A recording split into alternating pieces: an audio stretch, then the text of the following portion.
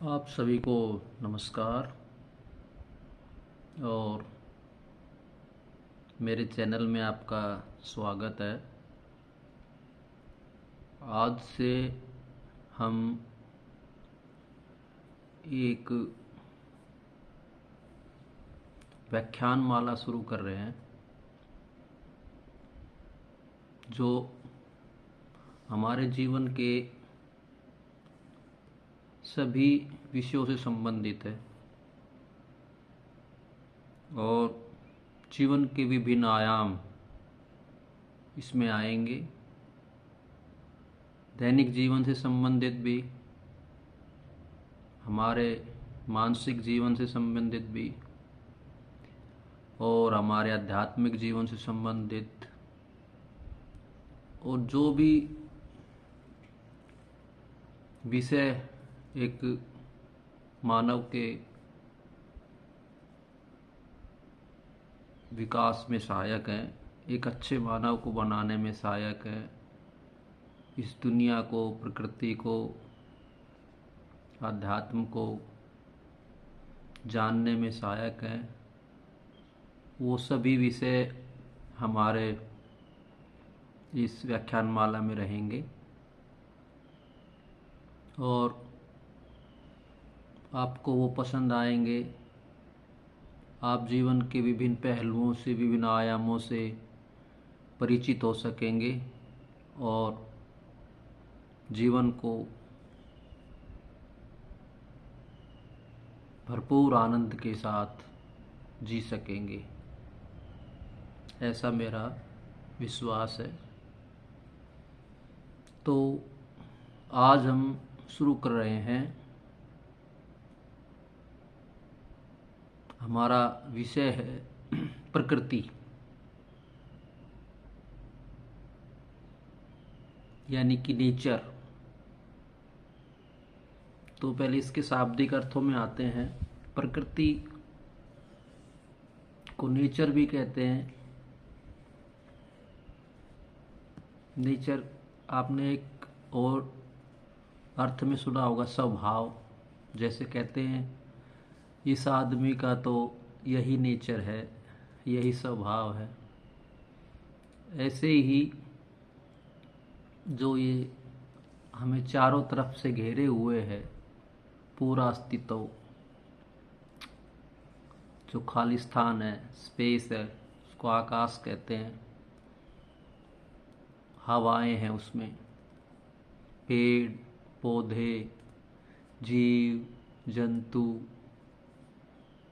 नदियाँ, पहाड़,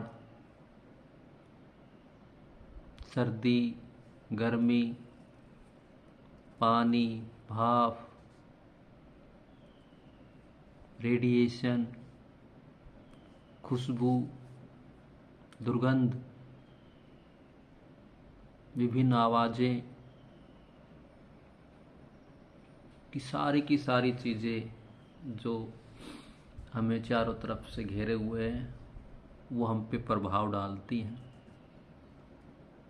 और उन पर हमारा बस नहीं है।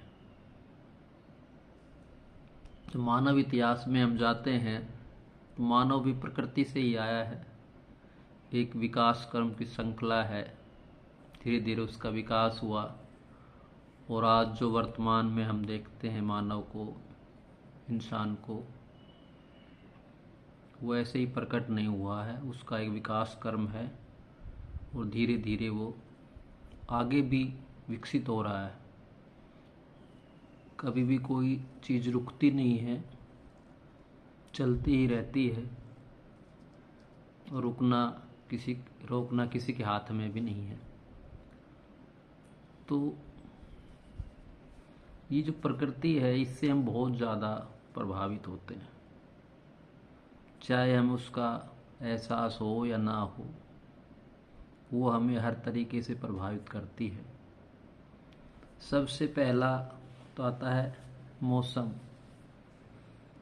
अभी मार्च का महीना चल रहा है तो आप देखेंगे कि धीरे धीरे गर्मी बढ़ रही है और जो ठंड थी वो धीरे धीरे जा रही है, केवल सुबह शाम की ठंड रह गई है। तो इससे हमारे शरीर पर प्रभाव पड़ता है, हमारे मन पर प्रभाव पड़ता है।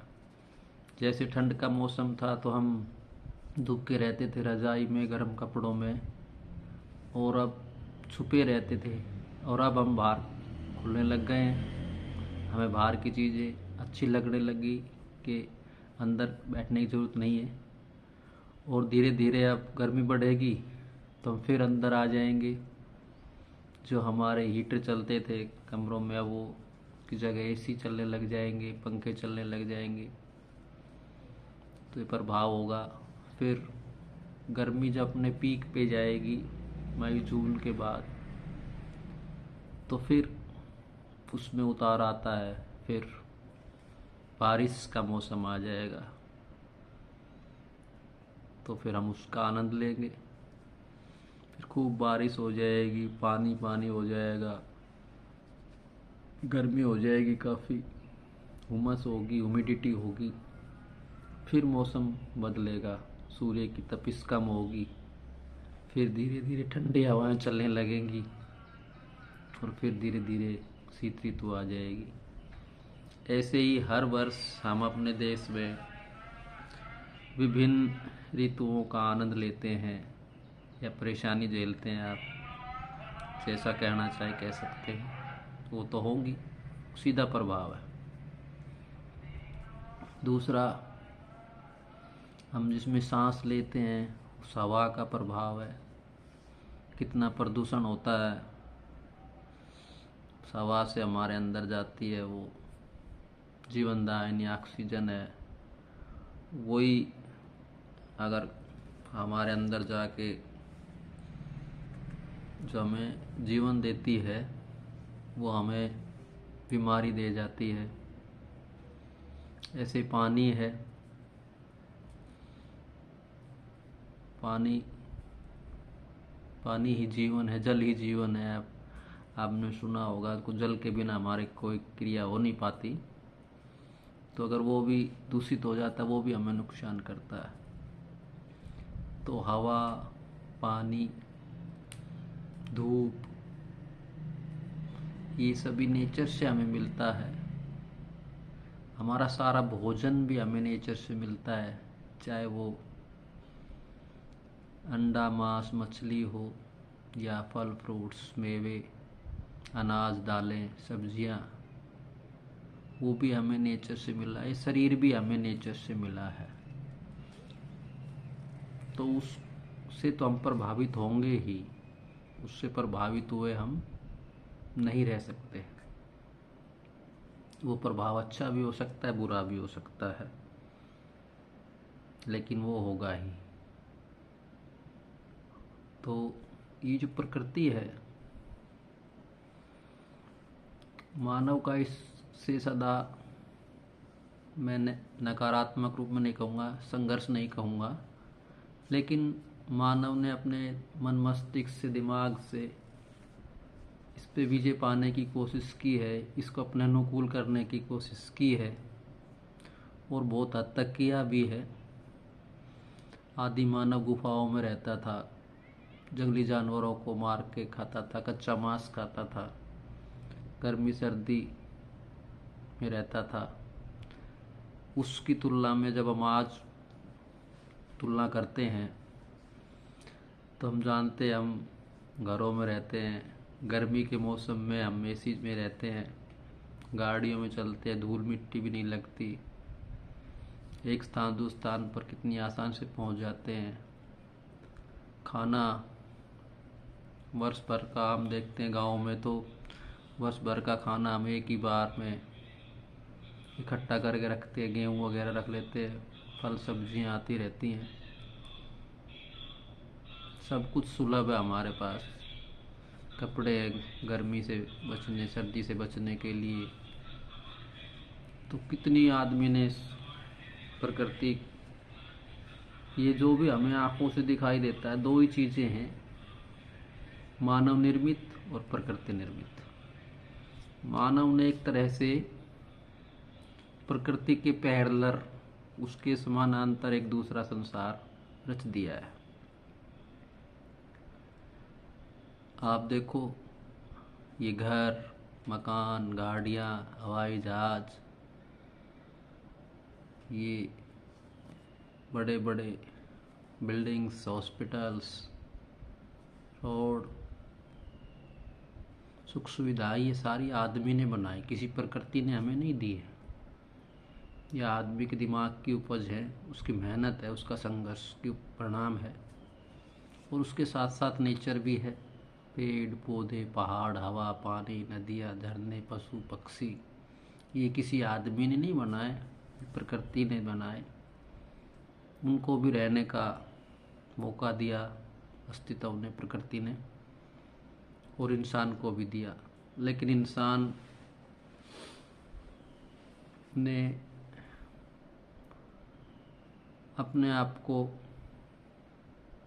सारी प्रकृति से अलग थलग कर लिया। अपनी सुख सुविधाओं के लिए, अपनी आकांक्षाओं को, इच्छाओं को पूरा करने के लिए सभी को कंट्रोल में करना चाहता है और कर रहा है।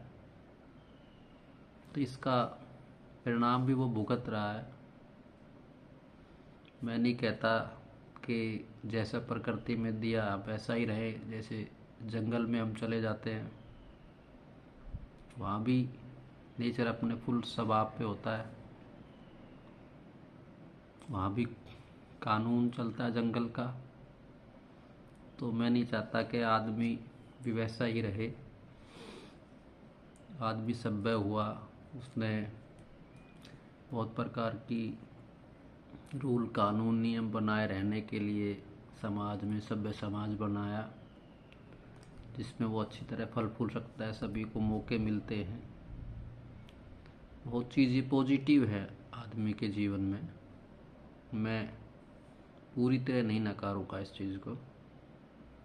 क्यों मैं आपसे बातें कर रहा हूँ, ये भी आदमी ने ऐसा चीज़ें विकसित की कि हम एक दूसरे से दूर बैठे बातें कर रहे हैं, एक दूसरे के विचारों को सुन रहे हैं, अपने विचार बता रहे हैं, उनकी चीज़ों को सुन रहे हैं।